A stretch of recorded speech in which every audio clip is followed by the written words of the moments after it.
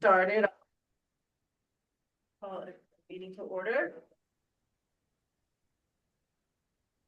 I pledge allegiance to the flag of the United States of America and to the republic for which it stands, one nation, under God, indivisible, with liberty and justice for all. Okay. So. Yes, Maya, would you mind taking Yes. notes? Because Sure. Megan's not, okay, thank you. Okay, so we'll do roll call, so Joshua, here. Elizabeth's here. Bree here. And Maya's here, and then Matt and Megan are not present. Okay, we've got that. Okay, so now, we have an agenda. The first thing we had on the agenda was governance, but we have two guests here and one with a hard stop at 5. So we're gonna go ahead and work on the property management questions and discussion of the RFP for property management. And really, I do want to say, so thank you to Mike and Owen for attending. I do want to say that right now, the intention is more for rental management, not necessarily for maintenance management. Because the company that we're working with, Sustainability Partners, who is doing the financing for the properties, they're going to be, at least at this point in time, part of their contract is intended to be, maintaining the physical properties. So this is more managing the applicants and the rental collection, things like that. So I do want to, so we know we're going to have to put together an RFP, and so we would just like some input from you two guys on what would, what should we include in the RFP? What kind of questions should we ask? Is there anything, given our governance, which I can give you a slight summary on, is there anything specific we need to do for our application? So just real quick, I'll give you some key components of our governance that is required to be eligible for rental. And that is the persons making application have to be employees or contractors who are directly contracted with the Village of Angel Fire, or employees or contractors who work for a company with a local and current business license, or an independent business owner or contractor with a local and current business license, or applicable permit. Like realtors don't necessarily have a business license, but they have a real estate permit. But they work for a company, obviously, that does have a local license. And then, or who otherwise meet all the requirements. So it's really meant, this workforce housing is really meant for people who work in Angel Fire for the village, or for a company that's in the village, or a business owner who wants to rent for themselves or for some of their employee, on behalf of their employees. So that's kind of the key. And then, You might get to it, but well, that was all I was gonna share, but go ahead. is there like a financial constraints as far as income? Rocky, do you want to talk about that?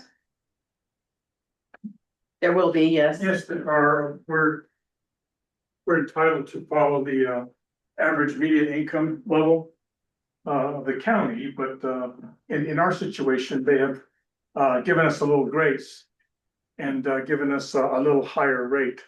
So we haven't determined what the rents are gonna be quite yet. But the single person has to make $195,000 a year.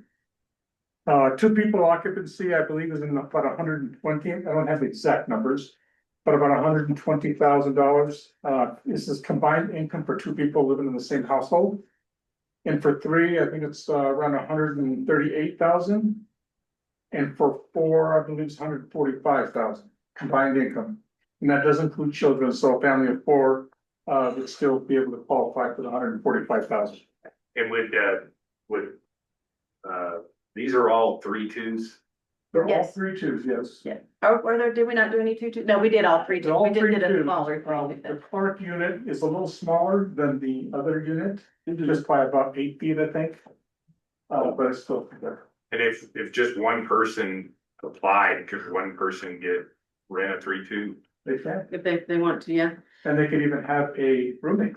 But the roommate, With a combination. of- yeah, but let me explain that too.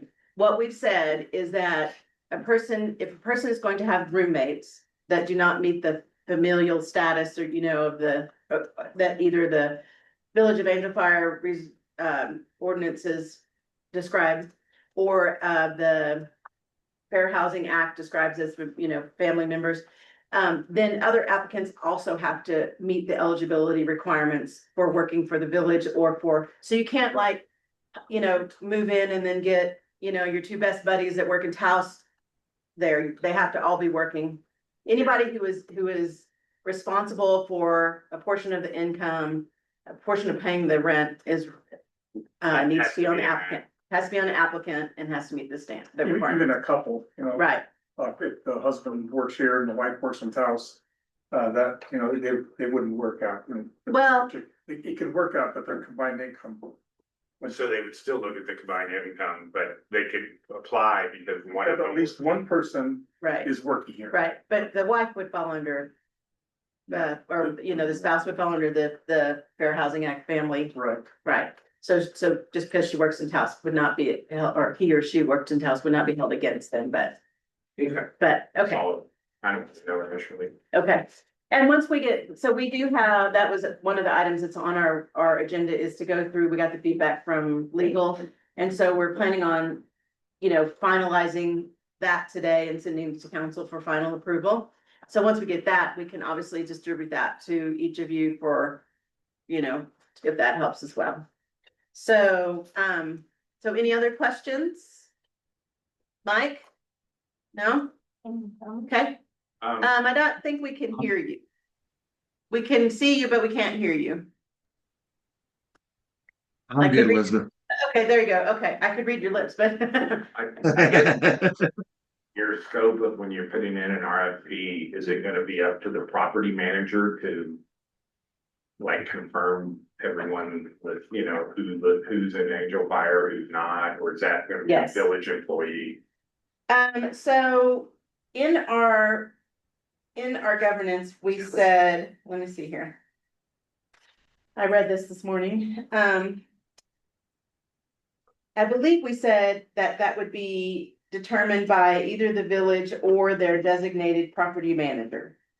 The application process will be determined by the village's designated representative or property manager and must comply with New Mexico Fair Housing requirements. So, so the expectation is, I think that the applicants, we could probably do it two different ways, but that could be part of the RFP proposal. But I think the expectation would be that that whoever's taking the applications and processing them and approve them would verify that. And we do have, but we also say in our governance that the village can verify employment.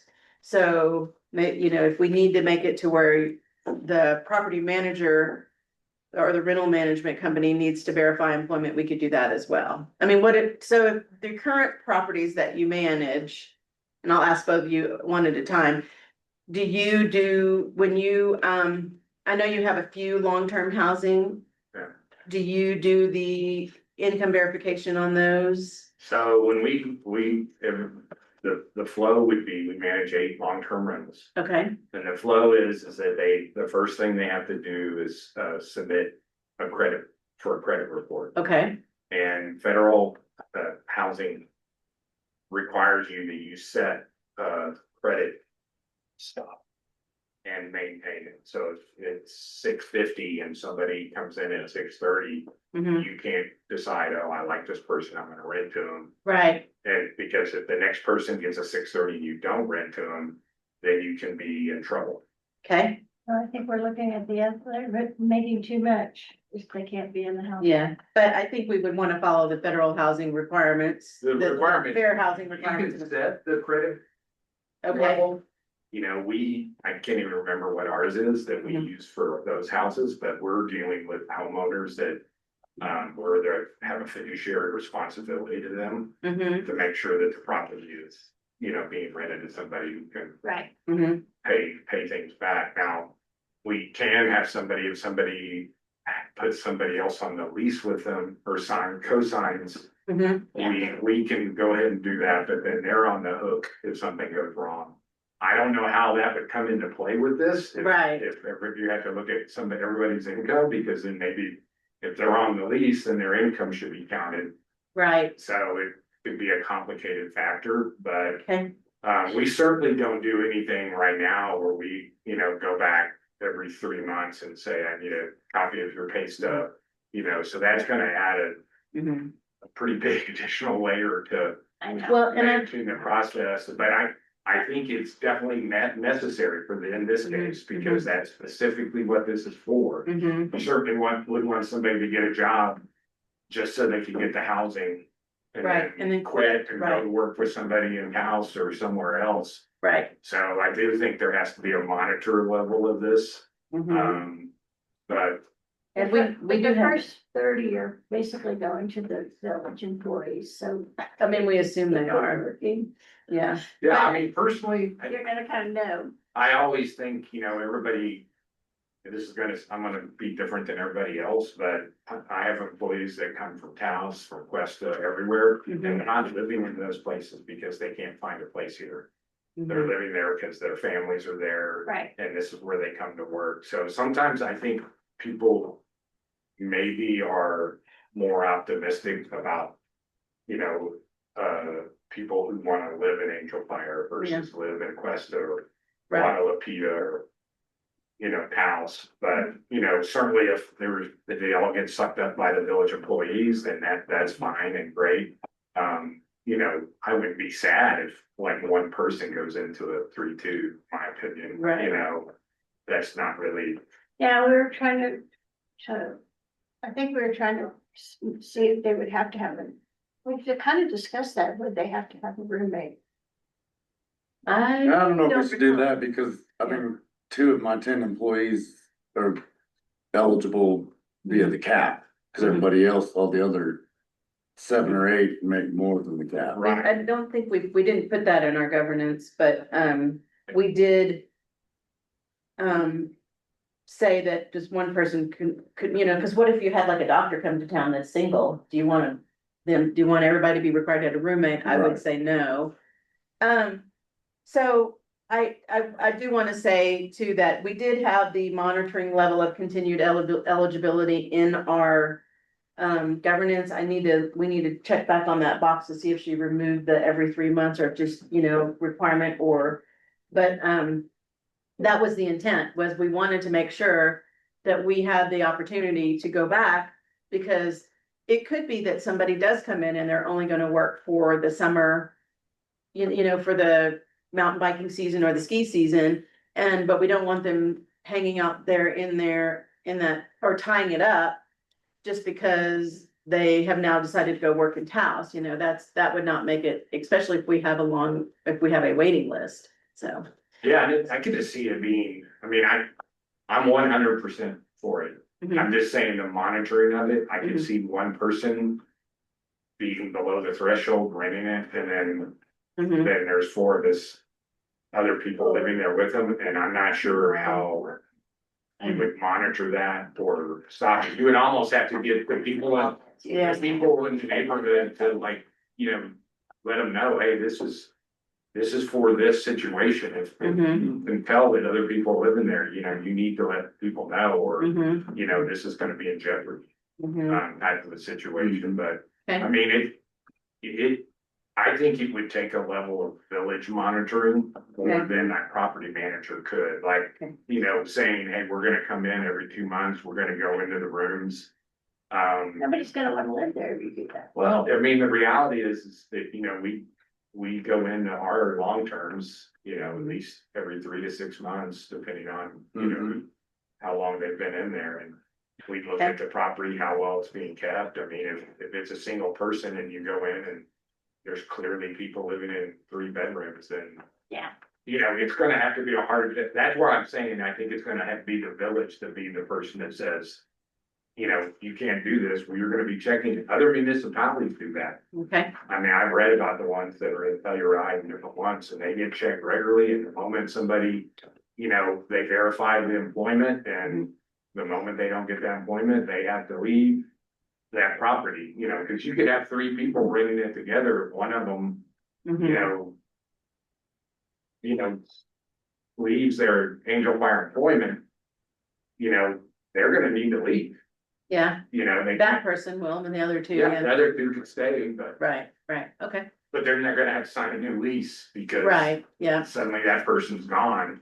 And so there's gonna be a new lease and you got to go back through the process, so if they've got a pay increase in between, then they may be in trouble. mhm, So I think the level of monitoring now, like, we handle collections of the rents mhm, for our homeowners. You know, we do inspections of the property. Uh, you know, if knock on wood, we've only had to do it once or twice, but we handle evictions. If it's necessary, if people stop paying, okay, those type of things, but. You know, that the whole level of, you know, ensuring everybody is making within the amount of money and everybody in there is an employee and then confirming I would do it at least every 3 months. mhm, that's what we have, For 3 months. yeah. Now, you could almost say, hey, you have to keep it in it's the top of your paycheck. That would probably be even easier. Yeah, And it Something like it puts the onus on them to keep confirming right. Right, that they're still an employee and an employee that's residing in Angel Okay. Fire. One Real quick. question, how do you mitigate the fact that maybe they're breaking a rule or they, I mean, do you give them 30 days, do you? I mean, it's structured, Mike knows it also, it's very structured. Right, You yeah. know, there's a 52-page document we have to give to every renter mm, and every homeowner that basically spells out all their rights mm, that okay, they have. Yeah. And, you know, if they haven't paid and it's 3 days late, we post a notice. You know, and after a certain amount of time, if they haven't, you know, remedied, then, you know, it's all a process that you have to go through. okay. Okay, Mike, how about you? What are some of your thoughts that we should consider for the RFP? So first off, Four Seasons does not participate in any type of short or long-term rental. We're community management only. So we're kind of in that different realm where we're overseeing the entire property. We're seeing the which you have the developer or whoever that management company is doing for you. But I do agree with Owen that trying to monitor and maintain the integrity of there being workforce housing for village employees or employees of whatever entity, there's got to be a pretty strict just being in the rental business for years prior, you have to have something in place because otherwise you'll find yourself overrun with people that are showing up, are living there, that are not part of the village workforce. Okay. So I think it's imperative, and I think every 3 months, like Owen said, is probably an adequate checkup on each property. But I think the real difficult part is maintaining or governing who's in that property, other than paying renters or family members. Who else is occupying there or attempting to occupy there? Because I think that's the biggest challenge the village has. Okay, So if your property manager lived within the 30 units, do you think that would help? like if we had. Eyes on, yeah, boots and eyes on the ground is always, a very good thing because, you don't see what's happening at, 8, 9, 10 o'clock, 1 o'clock in the morning. So yeah, I think it's very important, that you do have that. Okay. So as far as the application is concerned, I know there's like standard applications that, meet fair housing requirements, the right kind of questions and everything. But these extra components about having to be, a village employee or work for somebody in the village or be an employer in the village. Would that be like a supplemental? How would that, should we handle that? Would that be like a supplemental part of the application or Yeah. addendum or? I can only assume since it's under this whatever umbrella of Mhm. income related, Mhm. you have additional rights as a landlord, from Right. a standpoint of, if you're in Section 8 housing, there's a certain kind of income, you have to keep proving that you're not making more, which Mhm. I don't want to go down that road, but you know, is frustrating to me from the standpoint, but you know, y'all must have some additional rights. I don't know if you can reach out to the state more than, you know, Mhm. just a regular tenant, landlord tenant relationship from the Mhm. standpoint that, you know, I'm not sure I could ask somebody to present their pay stubs every month or something that to confirm how much they're making, you know, as long Yeah. as they pay the rent and they're not destroying the place. You know, those are the types of things we're looking at. They get the critical threshold of the credit rating. You know, from that standpoint. So I'm wondering like if, like HUD or, you know, where since we've got that, the ordinance and we've got HUD providing the funding. If anybody else who has done that workforce housing, if we could reach out to them and say, how are you doing this as part of your application process?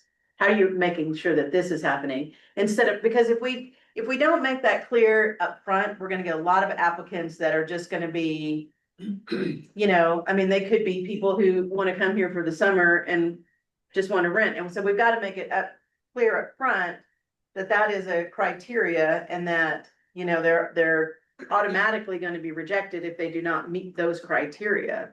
I think And, that's a very good suggestion. Yeah. I didn't think about that. You're Yeah. right. Why They're are you? the ones requiring us. right, They're requiring us to stay in that threshold, so. and well, not only the threshold, but the eligibility requirements for Yeah. having to work for the, you know, village and that kind of thing, so. Surely the NMFA or whatever their latest acronym is, probably New has Mexico. something related to that. Maybe we could reach out to them, to the contact there and ask them how others are handling that. Or if you can find out who else is doing it, just Right. ask them to send a copy of what they do. Right, that'd be good. We could put together an application like the surveying, and, you know, how much do you make a year?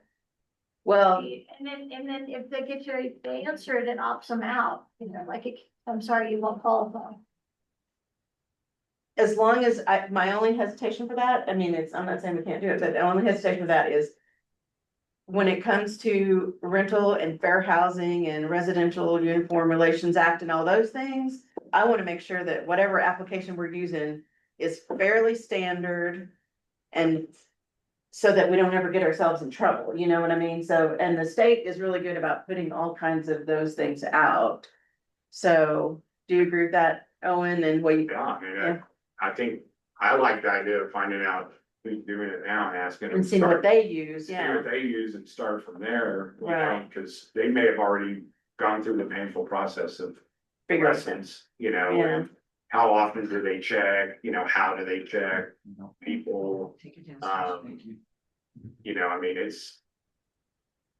I would, you know, definitely do that, and then I would really try to avoid having like a one person in a 3-2, I don't know how that's possible, but yeah, that would make me sad, but, yeah, you know, it's filled with a bunch of single people, maybe they don't even add anybody, because they're already yeah. at the That You know. threshold. pretty high up on this one person. Well, yeah, I mean, that's like two of my guys Yeah, could do it. yeah, two people, you That's know, it. And they couldn't live together. Yeah, well, and I think, when we were looking at the cost of the units. The cost of a 1 bedroom versus a 2 bedroom versus a 3 bedroom was so minute difference that we thought, well, we should just maximize. Yeah. Yeah, I Yeah. don't think it was a bad idea. Yeah. Just, you know, get roommates. yeah. Yeah, On the other side, I imagine there's gonna be some reporting requirements too.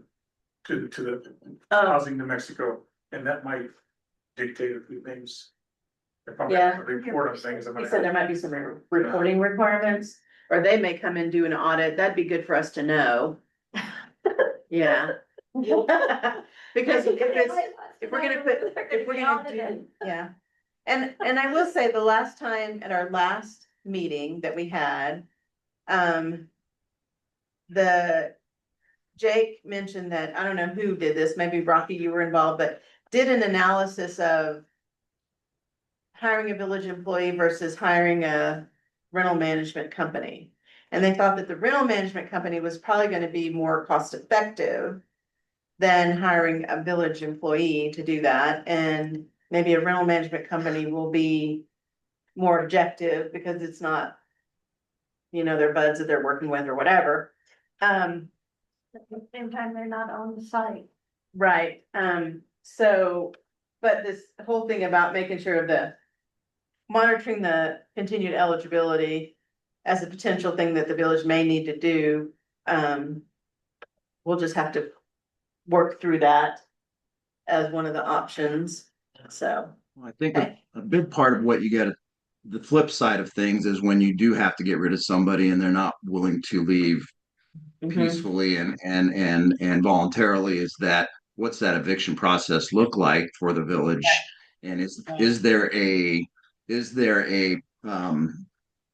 because we all know New Mexico is very renter friendly, um, more than towards landlord, and I think Owen has realized that as well, that you know, if you get a situation created in a 3-bedroom unit where you don't have related people and one no longer qualifies for their tenancy and they don't want to leave for whatever reason that is, and they dig their feet in, what rights does the village and the property manager have in regards to eviction, and how does that affect that existing tenant, the other tenancy? Right, okay. Maya, do you have any questions? No, I would say for managing, since we do employee housing, we have about 130 beds with some that come and go and some that stay for 18 months. I would say it's a lot of work to collect applications and to make sure they have jobs lined up here. And then once they get here, to do periodic inspections and make sure they're taking care of the property, and then roommates not getting along, and then the evictions. And now we don't, since it's employee housing, we don't have to follow all of those landlord tenant laws. So we're in a much better situation than the typical tenant situation. But I would say it is a tremendous amount of work, and it takes 1.5 full-time people just to barely keep up with it here. And that's So how I many, just don't want us to underestimate how much work it is. 130 beds, you said, and so for this situation, we might have essentially 90, up to 90, if Right. we have, you know, 3 roommates in each one. So it'll be less, but fairly comfortable. I mean, maybe like 1.25 person or something if we were, you know, so. Maya, do you think this would qualify to be like your housing and not under the other? Laws? That's what I it was might. We don't have to follow the landlord tenant laws because we own the property and only employees can live there. That's what gets us around that. So maybe Okay. since it's kind of similar, the village owns it and only certain people can live there, so Mhm. maybe. But then I would think those Angel Sky apartments across from the mini mart, I don't know how that works, but whenever my employees have lived in those apartments, I have gotten income verification letters every 3 months and had to fill Oh, those okay. out for those employees. And Okay, so that's a good amount of work that they put into it over there as well too, to keep up with making sure everybody qualifies. so, yeah, I think because we don't know exactly how many village employees are going to occupy these properties, and we have it open to people who work in the village, feels like we would have to follow some of that tenant landlord. You know, if it was only village employees and that was it, maybe we could do what you guys are doing, but I'm afraid that we won't be in that situation. I think we'll have more local, you know, like you said, maybe your guys would apply, maybe some people from the grocery store, you know, those are the type of folks who may apply. And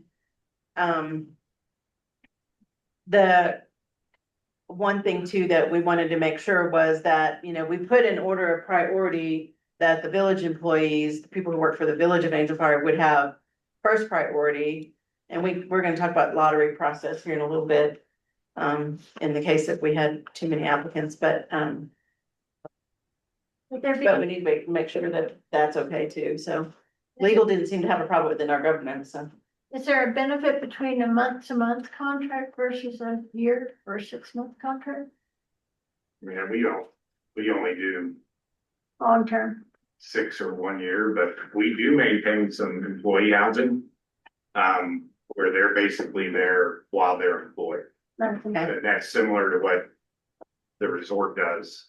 And if they leave our employment, then we give them 30 days to depart Okay, the holiday. and I think we gave 90, maybe we were too, So I mean, I don't know whether this more falls into employee housing than, Yeah, you know, and that would be more of a state question as far as, you know, do these people have the full 52-page landlord rights, or are these, you know, more employee housing, or is there something in between that these people fall into? So the 52-page document you referenced, is that the landlord agreement?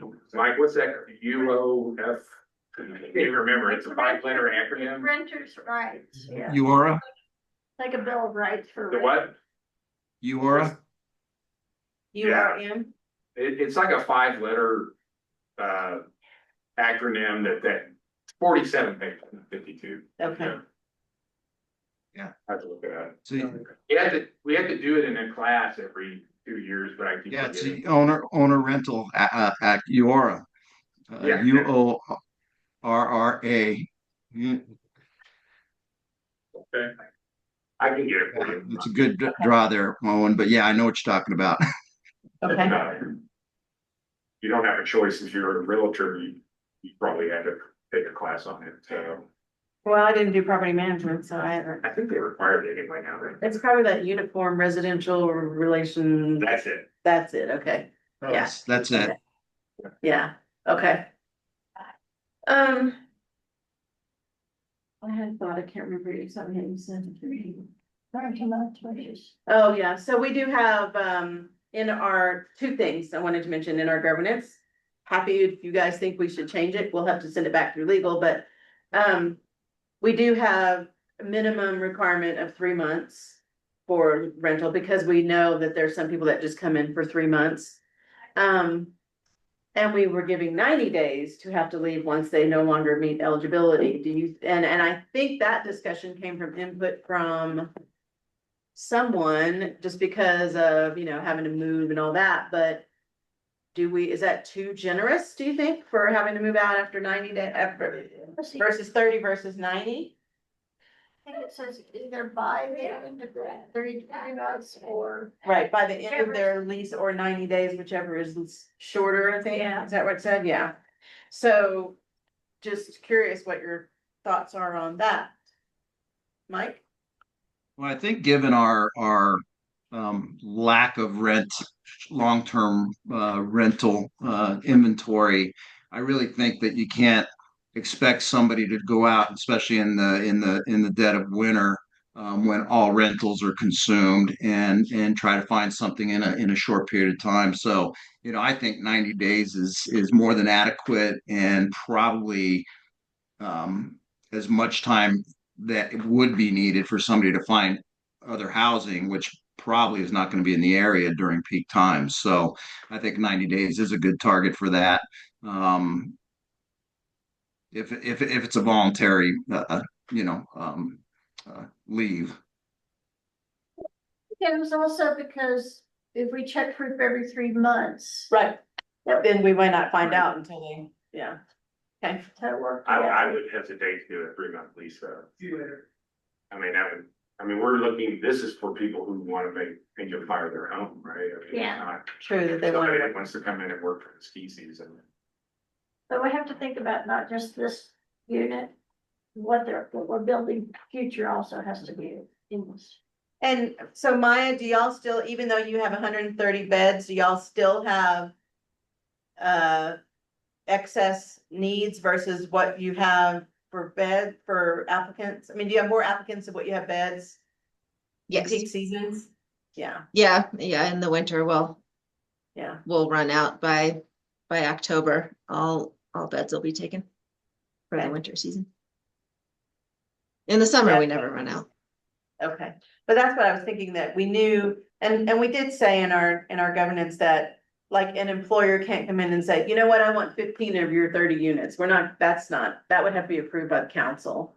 But it's, so we're not expecting one employer to come overtake the whole, thing, but. But we do want to keep it open because they are a vital part of our, those 3-month workers are gonna be a vital part of our economy here, and so if there's a need, we wanted to make sure we could address that, so. We might have to look at like one or two of the units being short-term versus the rest of the units. So that's a thought, that's a good thought. Okay, Since we are seasonal. okay. So basically what I heard definitely was the whole credit check, we gotta set a threshold for the minimum credit rating. The monitoring level of eligibility and who is actually in the unit, that needs to be monitored. And then the whole eviction, what have we covered there, making sure that we're following that process that's set by the state and their rights. That would need to all be in the RFP. I feel like that should be all in the RFP so that whoever bids out will know that they're gonna have to do that, or when they respond, say, maybe I don't wanna do that piece, but I'll do the rest. Well, and I think it's gonna be complicated, of course, but like if your 2 employees sign a lease together and then one of them leaves, that lease is gonna end, so whoever's gonna stay is gonna have to sign a new lease. Or get another roommate, Get yeah. another roommate for those type things. So I mean, there's definitely got to be some specific rules associated with this kind of thing. That's not like a normal, if it was a normal lease, then if that person leaves, then that the person is left still on the hook for the lease. Like you Yeah, say, oh, you get to get out because the other person left, I mean, they're all on the hook. Right, But I have to think there's something more like the workforce, like employee housing. Like there's something in between a normal lease and employee housing. That there must be some kind of rules that are different than. okay, I have to think there's something like that out there for this. Well, I guess I was under the impression that if 2 people live there and they were under the 2 income level. And then one left. And that one person was still under the single income level, that they could stay. they could, We might change the lease because they'll both be on the lease and we might have to change. yeah, That's what I was thinking. Yeah, you almost have to terminate that lease and have them re-sign a new lease. right, because even if you don't terminate the lease, the one person left is still responsible for the entire rent, That's true. yeah. And I will say, my daughter went to CSU in Fort Collins and they had some stupid rule from like. The 1800s where only 3 people can live in a property and rent it. They just changed it in Colorado. Okay, But they actually would go in and walk through the house and they found evidence there was more than 3 people. They would force them to terminate that lease. So I mean, as a municipality, I'm assuming you have a lot more, rights to go in and check on those things. And I did one and they actually had put the stuff down in the basement to hide it, and the guy went down there and found it. Found it, yeah. Yeah, they terminated, they said, hey, there's obviously a 4th person living here, and. They probably knew before they got into this. Well, that's because the neighbors report. Yeah, And that's the same thing, you have to kind of depend on your neighbors in this neighborhood to report. If there's 14 people living in one of these places. Yeah. That they're there, because, it's not good for the whole neighborhood, it's not good for the housing. Right, that's good, that probably needs to be added to our governance, that some thoughts around that. And I will say that we did say in our governance that the occupancy cannot exceed whatever the occupancy rate is, there was that whole discussion in the village about that, so if a 900 square foot occupant, if the state says that only 3 people can live in 900 square feet or whatever it is, or only 2 people can live there, then that is gonna be, that's what we've said has to be followed, so. Yeah, Yeah, right here. so we do need those occupancy rates and we need a reference to that, making sure people know what that is, Well, because, long term's actually a lot looser than. oh, it is? Yeah, Okay. so I mean, if it was a 3-bedroom, I would just kind of say 6 people max. But, it's more there's international building codes that, just the lumber and the sheetrock people, of course, they want you to build as big a house as possible, so. Sure.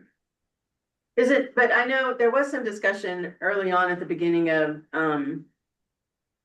Mayor Lindsay's, term around, do we want all the short-term rentals to also follow these occupancy rates? Is that occupancy rates only eligible for short-term rentals, or is that?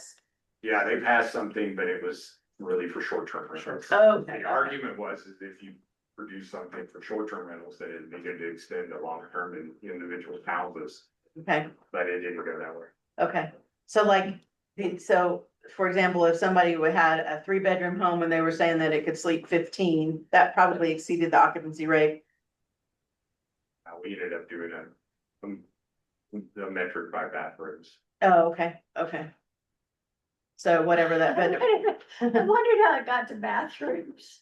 I was like, cause I've looked, cause somebody was coming in and I was like, some of these houses, like, you know, Okay. 25 people can stay here and it's like. Well, and let's be honest, our company always kind of adhered to that, you know, there's no way 10 people can be in a 1-bathroom place. Right, right, It makes right, sense. right. So. Okay. All right, any other thoughts, Mike? No, I'm still, kind of directed towards just the overall, monitoring and enforcement.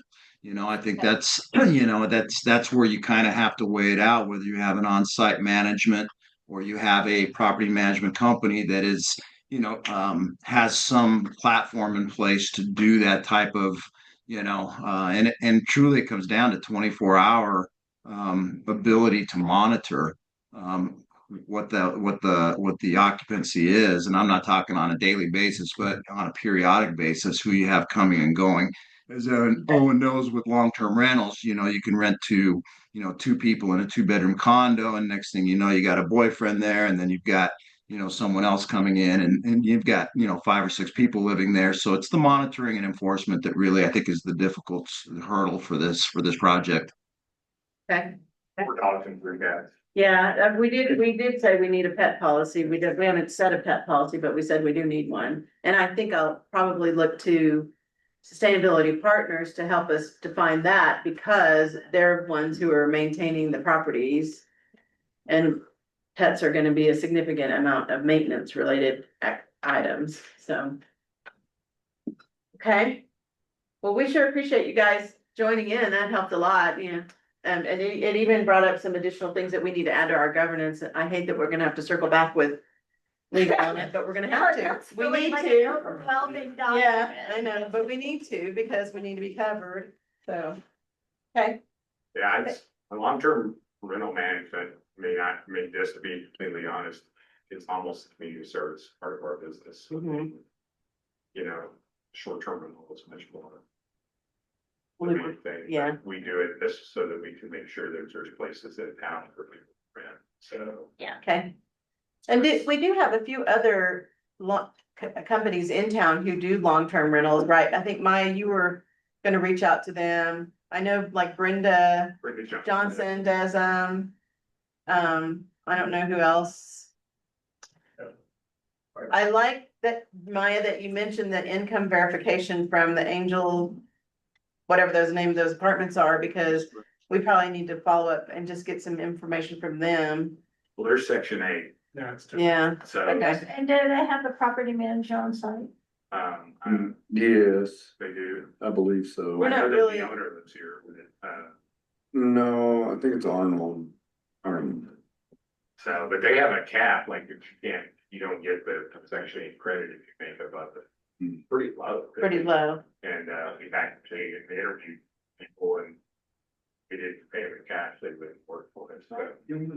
Yeah. Well, I think if anything, at least they have a process that we could build upon, Yeah, and I think y'all's thresholds are very reasonable. Yeah. From that standpoint. Thanks to him. He got Yeah, us he worked, raised for us. yeah, he did. He got him raised for us. That was a concern.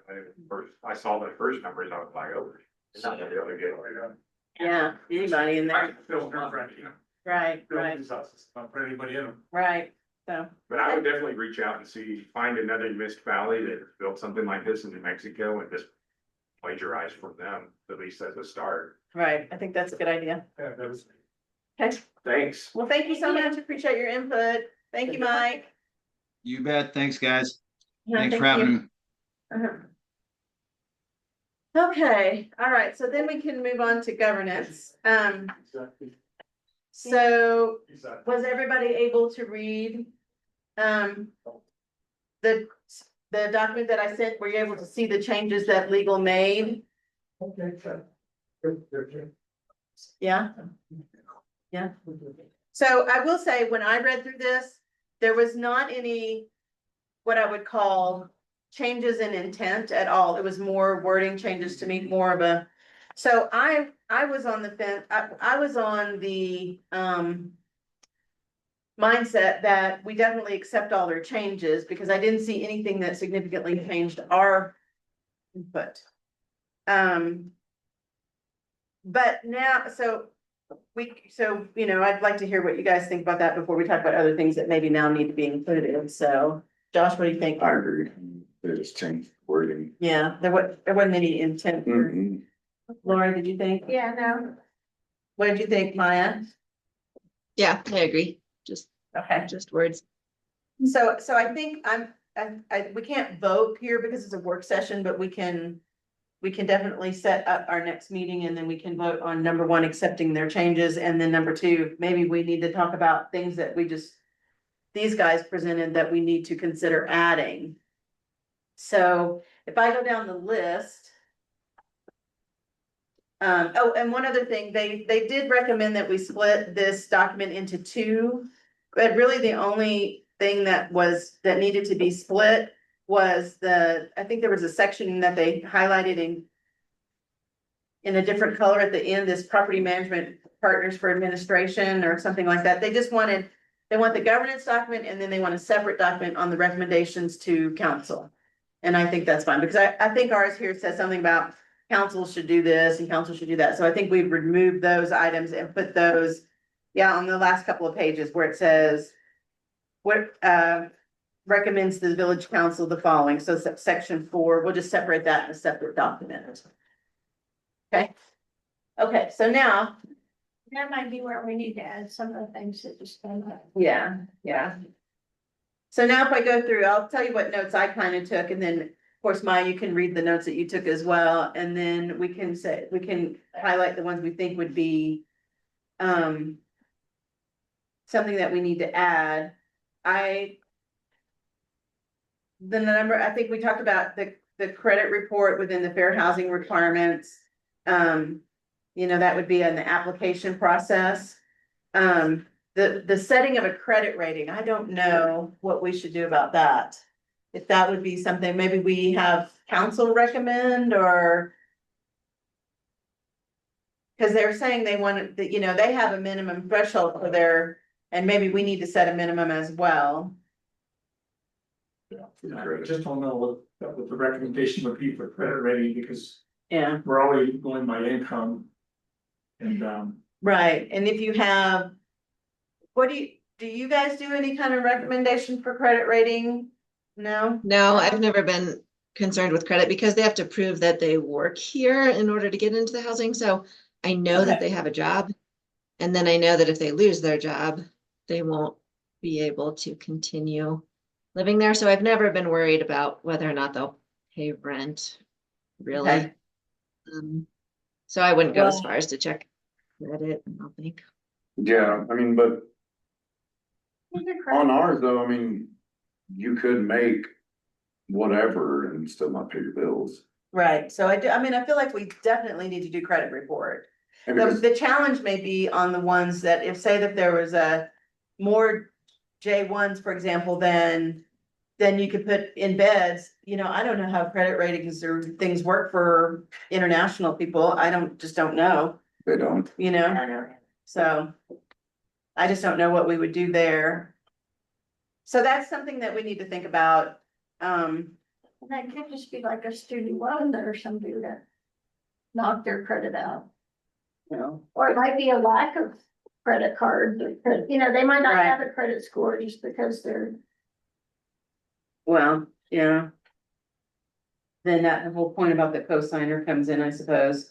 Yeah. But so I feel like we need to address that credit rating and cosign questions because, you know, like. I mean, I've co-signed on my kids' rental properties before and definitely my income makes a difference on that. And, but this is kind of a unique situation. They're just getting into a regular apartment or, you know, student housing or something like that, so. Okay, and then. The monitored level continued eligibility, I believe we already have addressed that in our thing. Other than the site visits. So we might need to be a little bit more clear on site visits for monitoring eligibility and for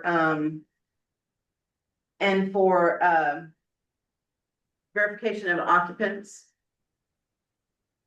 So. I think that we have one, and that's in every 3 months. Well, I think that, but I thought that was more just around the income eligibility and the, you know, workforce eligibility, not so much actually walking in and confirming the occupants and things like that. So, site visit, occupant eligibility, occupant verification, I think is what I want to say. I feel like we need to do that.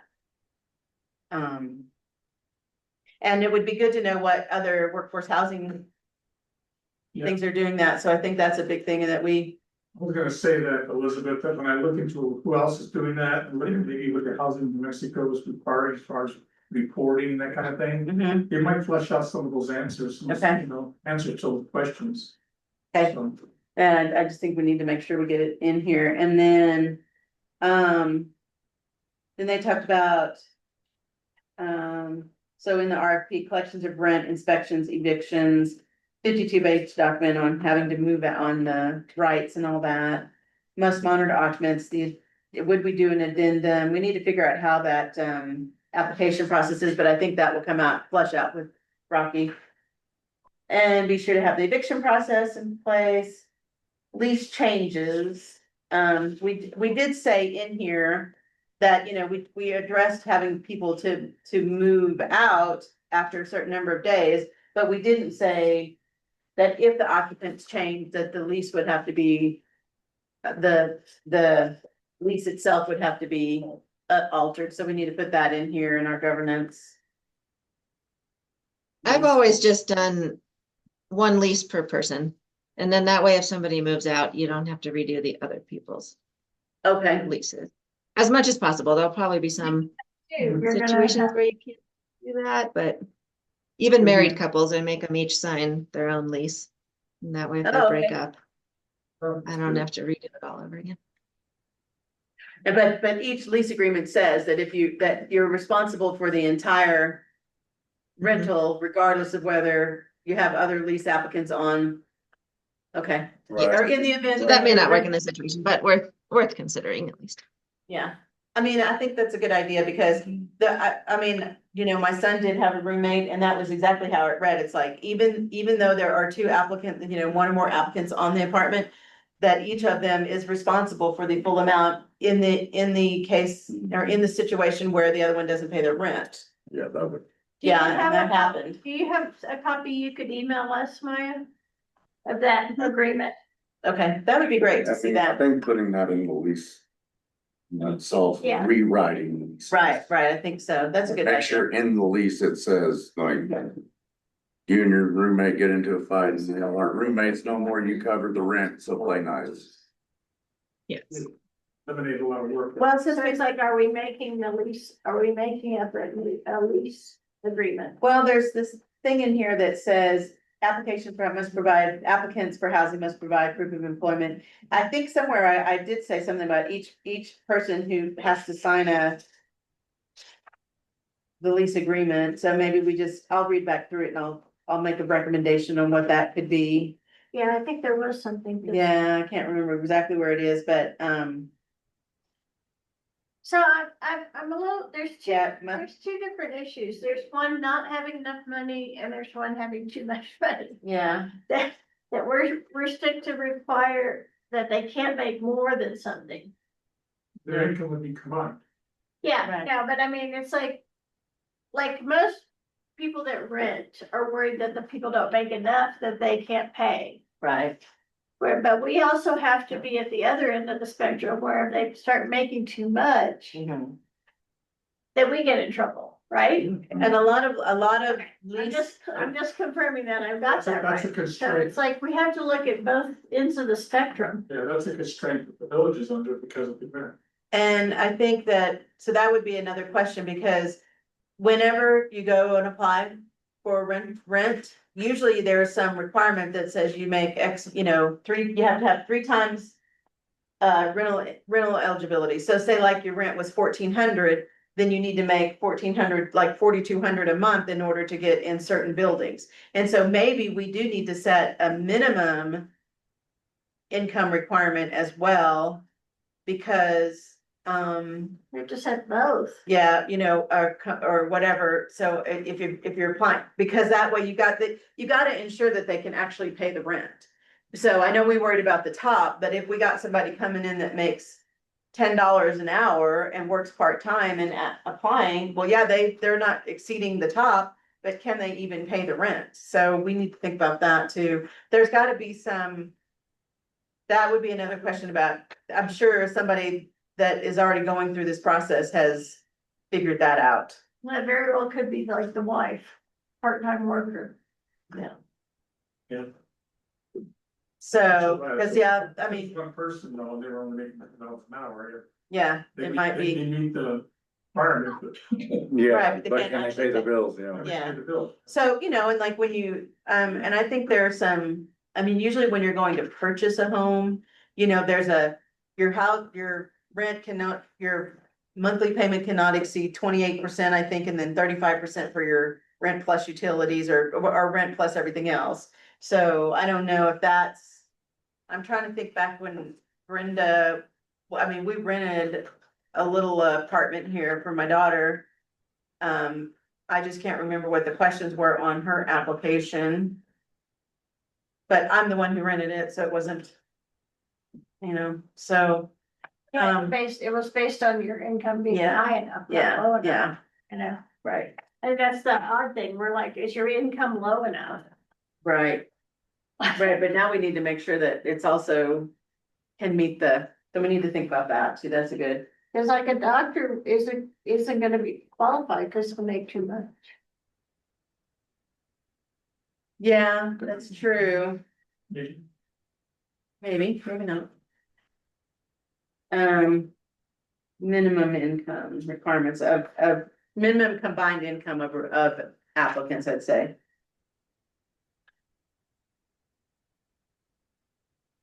Okay. Okay, and then the last one was the whole. We need to add some, we talked about the eviction process, like if people aren't maintaining and she did word this a little differently, let me see. Not in breach of any lease obligation, so it says if at any time an occupant no longer meets the eligibility requirements, the occupant will have 90 days. Or to the end of their lease term, whichever is shorter, to vacate the property, assuming that the occupant is not in breach of any lease obligations. That is just more about eligibility, but if say they're still eligible from an income standpoint, but then we go in and we do an inspection and we find that they've got 8 people living there and only 3, then to me, there needs to be some language in here about termination if they're not following any of the other lease requirements. They're not following the rules of so, maybe K needs to be reworded a little bit differently, or we need to add another thing in there that says, if you violate any of your lease obligations, including occupancy, including the list of occupants, then then you're subject to termination of your lease. Yeah. Now, on L, it does include that about healthcare. Right, but I think because we got the HUD thing, we still have to follow that, we might still have to follow the income requirements. So, There's been another thought that was kicked around today, yeah, and maybe this hasn't been a decision, it's just a thought. That maybe we include electric and propane. Or no, not electric and propane, Sewer, sewer and water, sorry. okay, Sewer and water included with the rent, being that the village can make adjustments, you know, internally mhm, to make it work for us as well as. And give them a little break. Could be what, $150 a month or something, that they'd otherwise have to pay addition to the rent. So it's just a thought. okay. Water and sewer included. Um. So are you saying that you wanna make that where that's for all, what does the resort do? So that would be trash too. Yeah, water, sewer, trash, Water sewer trash. snow removal. I mean, basically kind of the same thing that the condo associations include. What do we include as far as utilities go? Is that the question? Yeah, Yeah, we include everything. We don't make them pay for anything. It's too much work to meter it. okay. So it's just included in the rent. I would still think that we would wanna meter electric and propane because the variations can be wide. Oh, Yeah. Yeah. Okay, so that's a good point to put in there. Maya, what about in your notes? Anything that we didn't address there that maybe we should? I think that was fair housing requirements, credit checks, verifying of eligibility, income threshold, monitoring continued eligibility, periodic inspections, evictions, property manager living on site.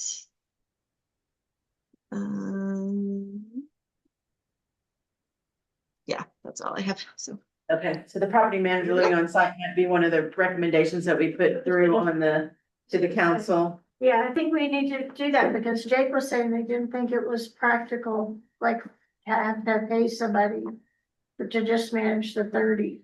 But you know, When you get down to checking everybody's stuff every 3 months, Yeah. that's a full-time job. well, and that could be something that we do in conjunction with sustainability partners. Cause I don't know how they're intending, that may be something that we recommend that either sustainability partners or the village consider. Having a person on site to monitor. Well, cause they're gonna have somebody who's gonna have to monitor maintenance of the property. And that kind of thing, so maybe we think about, is there also an opportunity to add this whole monitor the occupants as well? Report anything that seems out of, Yeah, Out of as the far order. as confirming their income, I like the idea of them submitting, you know, their pay stubs or whatever, every 3 months or something. like that. right, okay, To the me, most current pay stub, yeah, We don't have to be, all we have to do is go after those that haven't submitted them, you know. right, maybe we send out a reminder letter, Yeah, like, something like that. 2 weeks before or 30 days before and say, don't forget, you need to do this by this date. Something like that, okay, And Sustainability Partners is gonna be doing a lot of maintenance on the houses themselves. mm-hmm, You know, they're gonna be checking things. They check the underlayment of the home, make mm-hmm, sure there's no holes for rodents and that kind of thing. right, They'll check for holes in the skirting. And they'll do some repairs, that kind of stuff. You know, Right. they're gonna be real conscious about taking care of their investment. right. I don't know if they had any plans to care about the number of occupants, but. I think that is, and I do agree that that's gonna be something that has to be monitored. Yeah. Yeah, So I wonder, are we limiting to 4 people in a home? well, it sounded like whatever the state thing is, the occupancy requirements have more to do with rental, short-term rentals, does it not? Yeah. But Right not, now, the ordinance is on for short-term rentals. But now you see them, they have bunk beds, and they have like 4 to 6 bunk beds in right, one room. but the ordinance is for short-term rentals, but I guess that would be a question to the council. For housing. Yeah, because we said we wanna follow occupancy requirements of the state. So now the question would be, considering our square footage or number of bathrooms or whatever, we need to know what those are so we can make a recommendation to say, yes, we should follow that, or let the council decide what we should do there. Well. I think it's gonna be more than 4 people though, because they all have 2 baths, you'll be allowed to have more than that. If 4 people could make 150,000, let's say, I don't know the exact number, but it's around there. If 4 people could make 150,000. And how much income does 6, are they still limited to 150, you know, can they make more? Hmm, Just a thought. I don't know. Say, It's getting more it's complicated. getting Well, complicated. you can ask that I think it question. was the questions for housing in Mexico. Right, okay, And I'll ask the question. okay. All right, what are your thoughts? Anything that we hadn't thought about here that we need to think about? No, I can't think of anything. Okay. I mean, Rocky, if somebody goes over, are we fined or what happens? I just don't know, yeah, I need to talk to them. I hadn't thought of this lovely yet, you know. like- Yeah. It's a good thing we had this discussion. Yeah, it is. Well, because we're all, for me, this is all new. I've never dealt with rent, yeah, other than, renting something. So this is all new process for us. And I've had long-term rentals before, but Mhm. But I didn't not have following limit. these rules. and everything. Yeah, My whole thing is like, I don't want to deal with any of that. So yeah, it sounds like a good deal, but no, I don't want to deal with anything related to it. I think It'd be nice to make more money, I but think the nope. maximum that they can make is is a little more serious. I bet you if there is, up to 6 people, but it might be 4 or more, but you can ask that head lady, she would know. Maybe they have a full document related to that. Okay. I think that comes down to who's working, like if you have a family, you can have more people because if you had children Mhm. and maybe your mother-in-law or something. That's very real. Mhm. No, I'm saying that you could have 6 people and they'll make less than 150,000 a year. Mhm.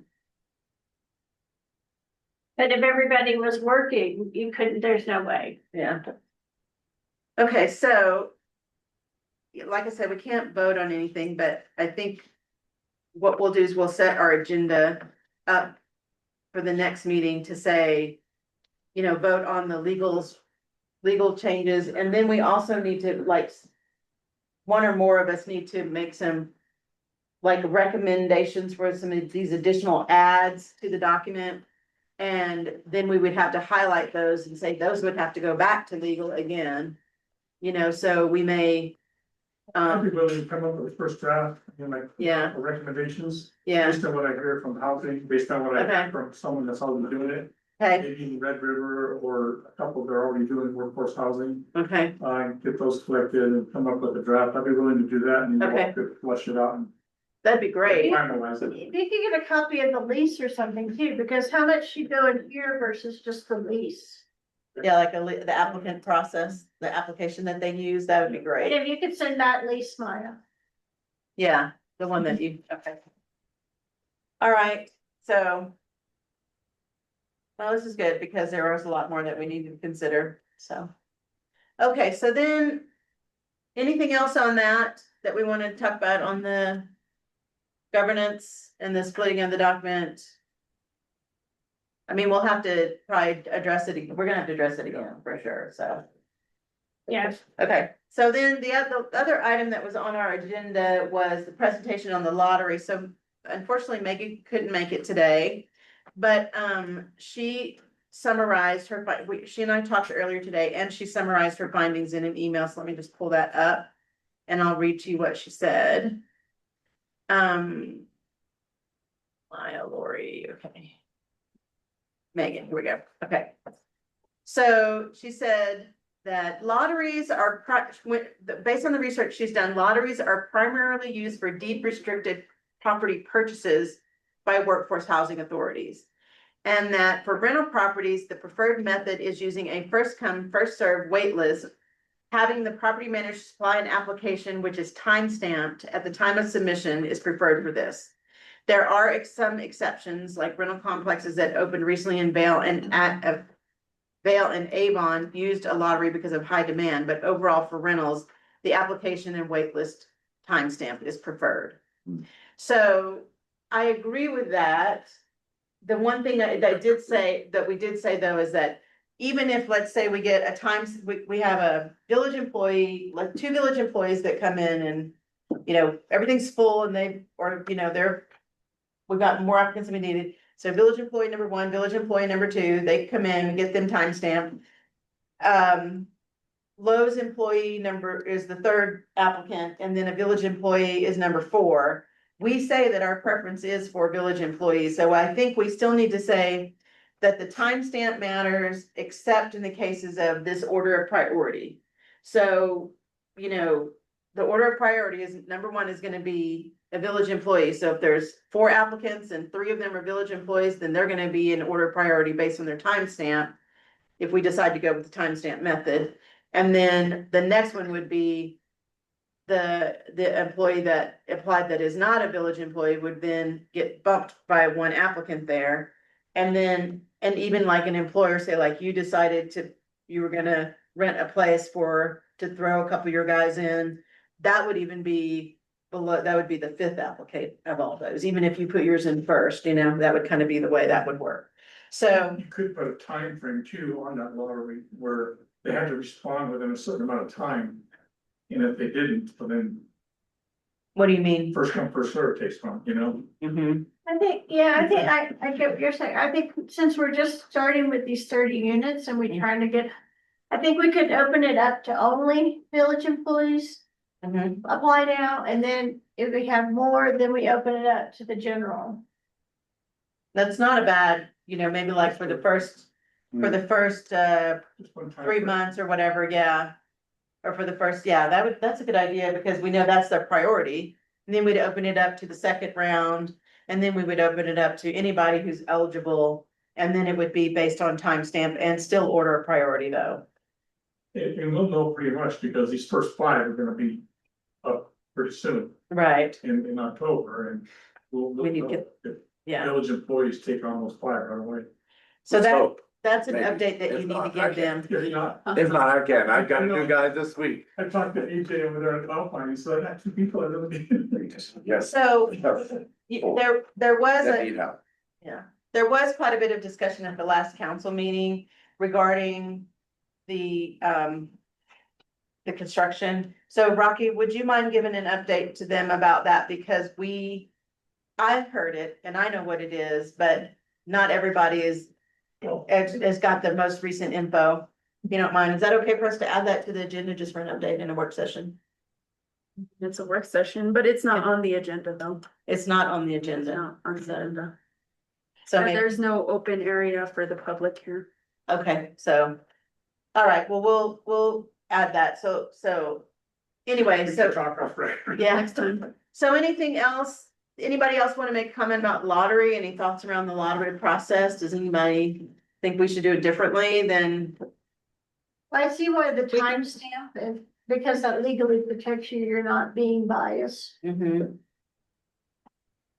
She did We mention. could maybe something do it about- on a shorter time frame and say every Friday, we will review all applications submitted that week, and village employees get priority out of all that were collected that week. And then say, you know, every Friday, just look at what we got and organize it. That, Once a week, look at applicants. Okay. That'd be. then it can still be kind of first come, first serve. Yeah. Okay, she did say that what Megan had made a recommendation of like, if somebody wants to apply, there's either like an online application or they pick one up. And then they, you know, they drop it off at whoever it is, back to the village or back to so they can pick it up either from the village or from the rental manager. And then they would turn it back in, and at the time it was turned back in, maybe it would be better for them to fill it out and email it electronically. Or, you know, maybe an online application would be better because then it, you know, the timestamp, or if somebody accepts it, it needs to be timestamped there and scanned in. So that we can prove the timestamp. So if whatever we decide to do there, we need to make sure that is a critical part of it, since we're saying that it's gonna be, if we're gonna do first come, first serve, that's how it needs to be handled. So, Well, So given all these complexities, I still do think, I don't know what the village can or cannot do, but I still think the best way to do this would be for the village to hire a full-time Yeah. housing manager. This is all they do. I think it'll get too hard if a local property management company is doing it. I think we'll lose too much control over all of these little things that have to be done right, and we won't have as much control over whether they care about how much these little things are done right or not. And this is a big enough volume of work that it would justify a 40-hour-a-week job. okay, Yeah, and Especially bleeding into phase 2, phase 3, and right. they might as well get their reps in now. well, yeah, and if I was living in an apartment and something went wrong, I would go to the property manager's office, I wouldn't be looking for the sustainability people. I wouldn't know who to report to. Right, true. So they would be the contact person that would notify sustainability if there was something that needed to be worked on or. Mhm. Okay, that's a good point. So are they gonna have somebody that lives here? We haven't decided this yet. I think at this point, I think that the analysis showed that the contractor was a cheaper way to go. But, I mean, I heard on a person and a half was our recommendation for 100 or so units. 130, People, right? Mhm. And so, look, and then Josh, you're saying phase 2 and phase 3, that we're gonna get there. So we might wanna just get somebody and then have them ramp up with this phase 1 and yeah, I mean, they need to get this, we need to get, get this. they should have their systems and processes in order Right. for phase 2. We don't have to go through this every time. Yeah. Yeah, and maybe too, because. Because a lot of stuff is just gonna have to be ironed out, whether that's through a property manager or a village employee, maybe we have better control of. And guidance on a village employee getting a lot of this stuff ironed out. And then at some point in the future, if they wanna revisit, but I feel like we should, I mean, I kind of agree, it's probably a good idea to have a village person do this. The only thing I'm very concerned about is that if you have a village employee, we just gotta make sure that they're completely objective, that they may be going in and, and doing an inspection of one of their colleagues, and then all of a sudden they're reporting their colleague, there just needs to be that separation of, they need to understand that that's their obligations. I mean, it's the same thing that we go in a corporation and you work for, if HR comes in and does an investigation, well, the HR person, you may go to lunch with them once a week, but they have to be objective, and That's true. so, I mean, we just have to, I think it could happen either way, yeah, even with a contractor. yeah, And maybe with the person that's employed, we have a little more control over their performance right, and, right. we can at least correct. And they could have some reporting requirements, like when they go into a house, there could be like a standard form. Right, exactly. You might have any videos Mhm. that that the property manager required a video. Yeah, well, maybe so. I'd have to look and see. I'm just thinking about my real estate training. It's called, what is it called? So when you own a property or you rent a property, you have the rights to quiet usage or whatever, like your landlord can't bother you every day and you can't, that kind of thing. 24 hours. Yeah, you have to do that kind of stuff. I can't remember what the exact term is, but, Usually it's a 24-hour notice before you. yeah, something like that, yeah, so. Unless it's an emergency. Right. Hide everything under the bed. Yeah. Put away your cat. So, Well, things like that are gonna happen. You can't control everything, but that's minor. right. 15, 20 people living in a 3-bedroom. That's a little. I'm sure it happens. A little I harder to know it happens. hide. Yeah. Okay, so any other thoughts on the lottery? process. I think we've kind of decided we're not gonna do lottery, we're gonna do. Well, yeah, first come, first served basis. Well, I think we should table the true lottery process until we start getting into the purchase.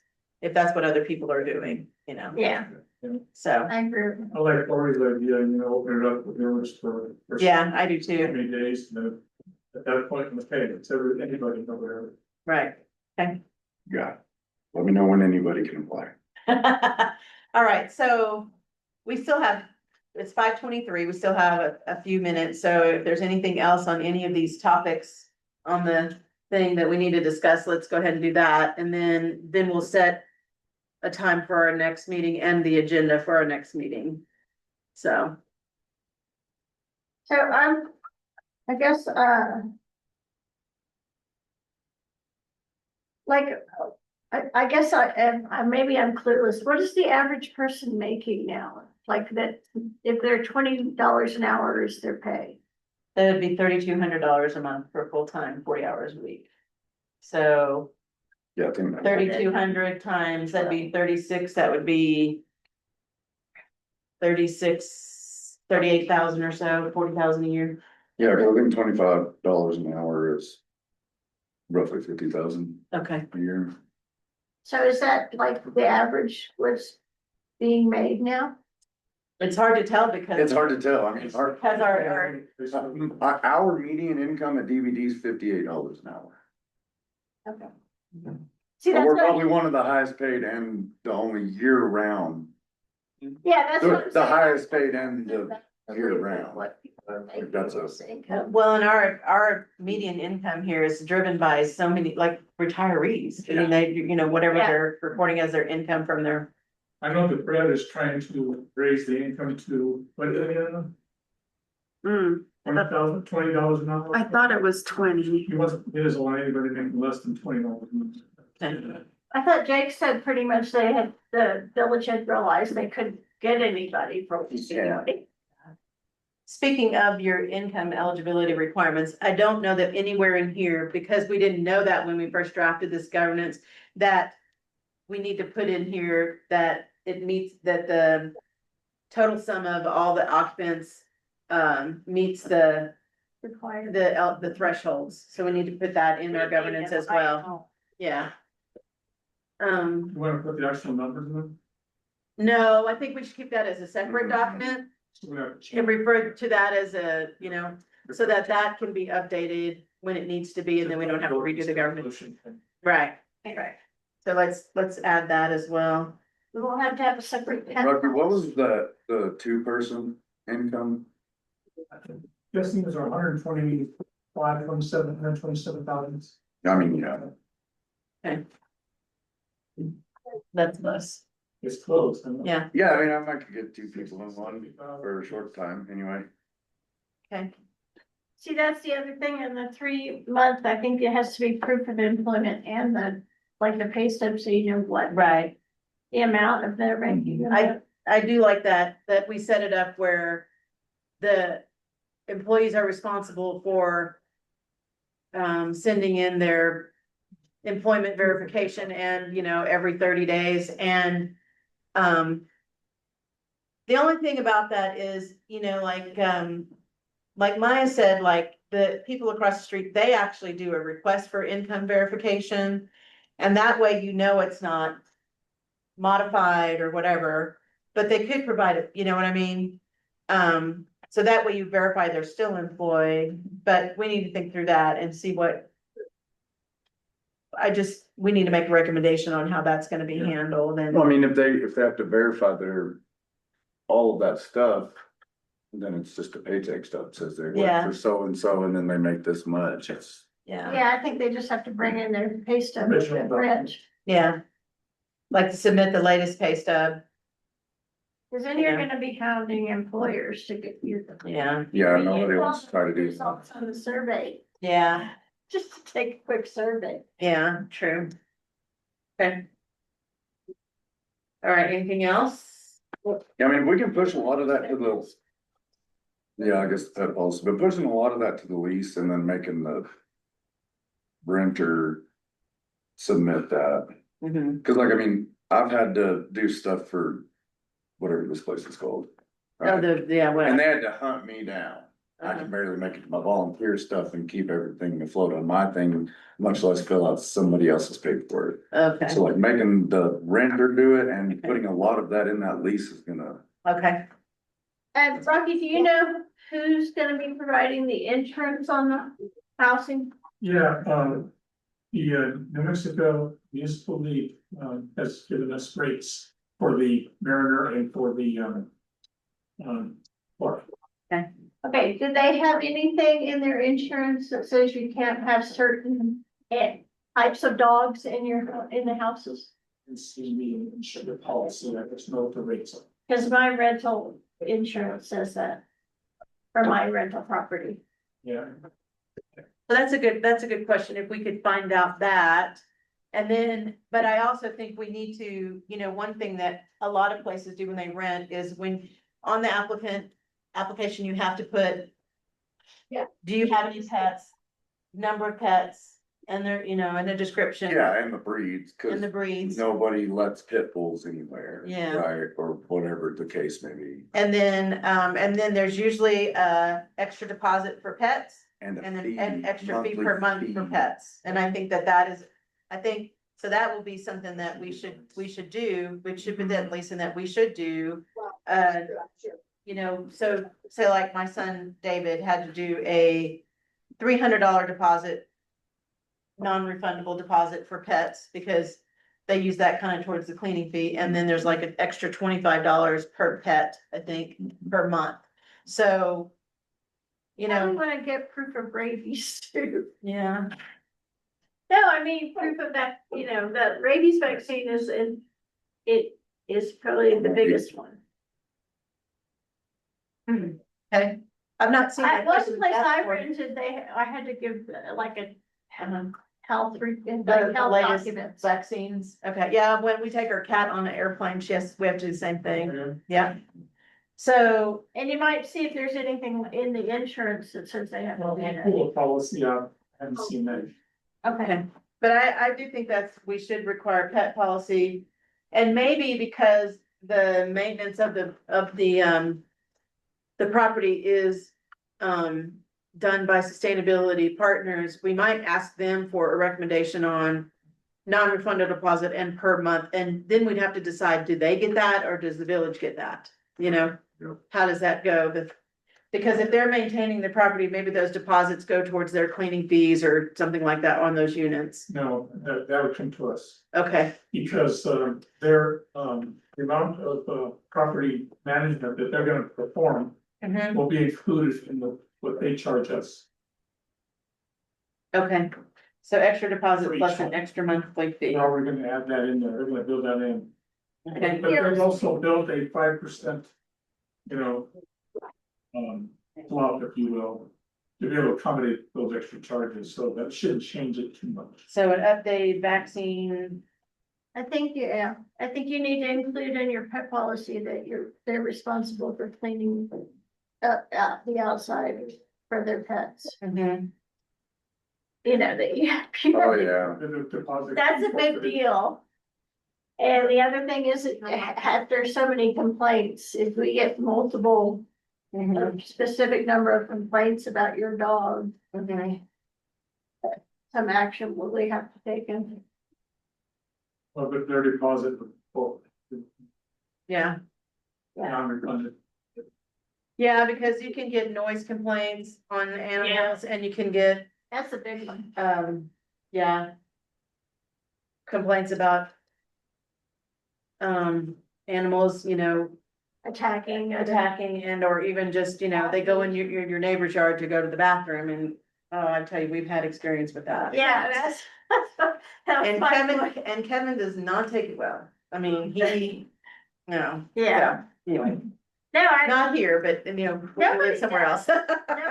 Especially if you don't have a dog, Mhm. you just let your dog come and poop in there, right in the middle of the sidewalk where you walk out of your house. Mhm, mhm.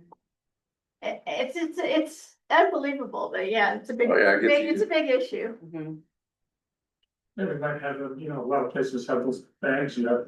Yes, I think if we have a little place for dogs, you need to have it. Oh, yeah, that's mandatory, but they only work until they get full, and nobody does it. And then you have to have who cleans them up, yeah. So I'll say multiple complaints. But the village must have, Main results. they have the lake ones and Mhm. the trail ones. Well, I wish we had some on the trail, that would be nice, trash cans, so that the people that do that don't just leave it at the trailhead, There are some, are they? yeah.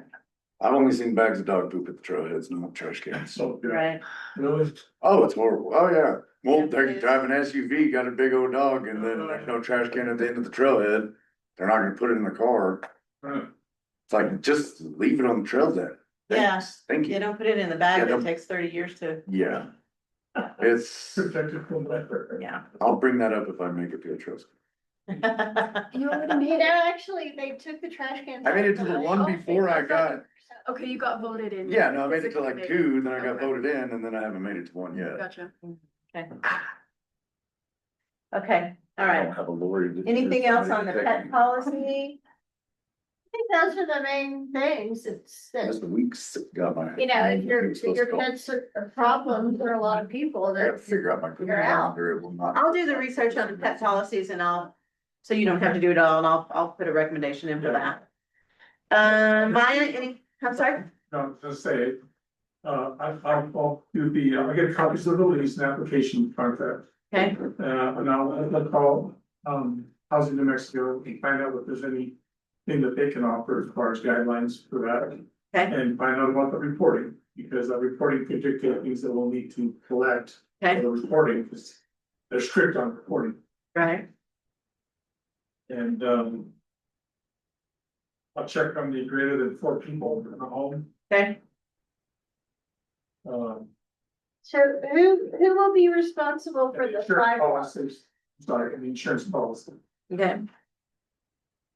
Well, I think the grounds maintenance has got to be covered by, is that not part of sustainability? Huh? That's a The bit, bill, okay, okay. All Is right, that just the street or is that the sidewalk I see also? sidewalks too. Sidewalk, street, snow removal, trash pickup. Upstairs and stuff. Okay. All right, Maya, anything more related to pet policy or any other thing that we feel like we need to add? No, Jake? Or Josh, I mean, sorry. no, man. Okay.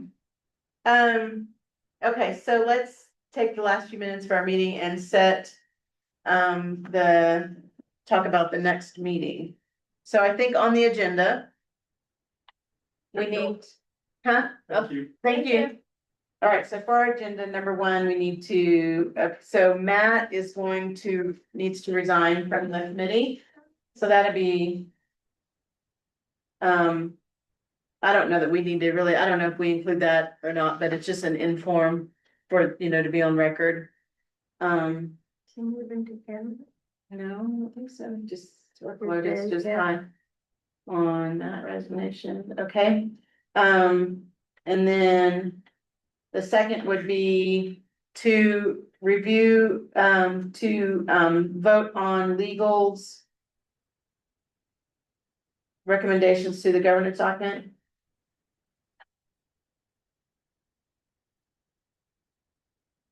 And then the next one would be to discuss. And vote on our additional adds to the governance.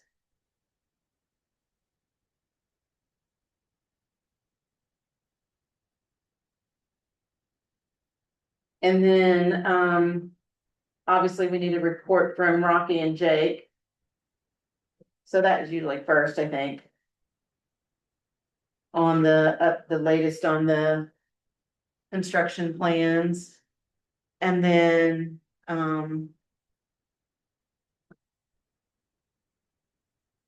I guess we need to. I mean, Rocky can, maybe Rocky can give us an update on all the things that we talked about here. I wonder if we want sustainability partners to also attend in case there's some recommendations there that is gonna be with them. Right, and that's some, Yeah. And then we need to vote, we need to discuss and vote on the lottery process that we talked about here, or discuss, you know. And maybe we better rediscuss it and Jake goes to them if there's something. Okay. Oh, we can discuss the recommendations to council, that's, you know, on the, And then after council reviews, Jake can go to. right, and then, That's all contractual. and then we can discuss the lottery process, we'll just discuss and vote on whether we're gonna do the timestamp or if we wanna go some other direction there. Do we put out an ad to get another vendor? That'd be up to Jake, I think. When, who was the girl that was first on it? Bruce Garsh? Just Doug, the dentist from Texas. No, the realtor from, what was his name, do you remember? I can't remember. Well, when he resigned, I asked Jake if we wanted to get another person, he said no at the time, that 6 was probably good. I don't know what he'll think about 5, but we probably need to ask I him. was on the house and I don't know where that lies within what boundaries and what rules. Say again? Oh, where? Congratulations. 13 Pine Tree, so Mhm. next door to the dentist. Oh, that's still within the village of Angel Fire. Is it? Yeah, it's still in, So that's how the highways in the village, but not the resort, right? right, I think that's right, That's mean, what I thought. yeah. Because I've asked like 5 different people, BJ said it's not in. But What's your then several other address? people said that it was. And, What's your Well- address? and then I know like on Realtor, when, no, this is. It's rather, sorry. Well, I know that, okay, but it also, we'll have to ask, let's ask Jake yes. for sure, because since you're also an employer in town, might make a difference, I don't know. I don't know, cause I mean, I'd be bummed out if, Yeah, yeah. I think it I mean, is. is your legal address say Angel Fire, New Mexico? It's not talking about legal address. No, I mean, your phone. When you. Yes, it does, When you sign. I don't know. but I don't know, like We're still reporting, Lori. yeah, we'll figure it out. I think you're within the village. You guys Just wanna not meet in the 2 resort. weeks or a week? What are you thinking? So let me look at the calendar, where's my phone? Did I even bring my Google phone? Calendar, Maybe I didn't that- bring it. Doesn't know I that. don't even think I brought Have you it. synced the accounts? Like synced it to your calendar? I don't know. Oh, Well, like every time I get the thing in email, I try to like oh, accept or, accept it or whatever, but it doesn't do anything in my Google I Calendar. just gotta look at my calendar. But I also like Most days. set up yeah. my iPhone Let's see. before I was a business owner and was like, no, decline, 2 no, weeks would be no. August no. your permissions. When do they need the governor? I don't know what that means. They're not gonna, I mean, everything has to be placed by October, I think, before we get anybody in, so. Where is my calendar? I saw, yeah, I'm curious how construction's going. I saw they piled it over there or mowed. So they, yeah, they moved. Go over the thing? Mhm. Go to August. So. So we're only gonna get 5 units in October, is that what you said? October the 4th would be fine with me, that's a Monday. You guys wanna meet in October? I'm sorry, August. Yeah, I was thinking that they do, whoa. Okay, August. I don't know. August 4th or 5th, somewhere along in there. Take a break now. Oh, that's kind of a big break. Yeah. I mean, yes, And what time are you guys thinking? I think we do 5:30s, just our normal, don't you think? Back to business, Yeah, not a work session normal. right, this would be yeah, Same hour, 5:30 to 5:30 to 6:30, yeah, It's available. okay. Let's set that, and I think we could do. so since Megan wasn't here, I'll put together the agenda and I'll send it to you. Sounds good. And then Maya, if you can put together the minutes. Using the same format that Megan generally uses, that'd be great. And then, but we'll just get those into. We have to get those into you before, is it the same 72 hours? Within 10 days. Within is 10 what it days. is. Oh, Got time left. okay. Okay. All right. So anything else we said, inform on the resignations, vote on legal recommendation to governance. Discuss and vote on additions to governance. Report from Rocky and Jake, discuss recommendations to council, discuss lottery and vote on lottery process. Anything else? No, I mean, other than pet stuff is sustainability. that would be, yeah, that's covered under that one, our additional recommendations. Okay. Okay. All right, well then, if nothing else, then I'll just, meeting adjourned.